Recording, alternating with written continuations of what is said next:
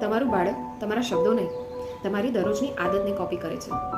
તમે જો દરરોજ મોબાઈલ જોતા હશો તો તમારા બાળક પણ એવું જ કરવાનું ઈચ્છશે. જો તમે દરરોજ પુસ્તક વાંચતા હશો તો તમને પુસ્તક વાંચવાનું મન થશે.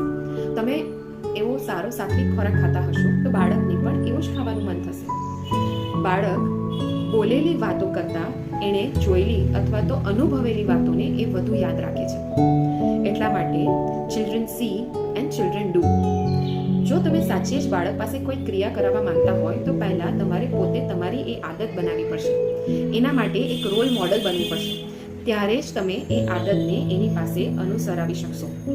તો આજે તમે કયો નિર્ણય લો છો તમારા બાળકના સારા ભવિષ્ય માટે?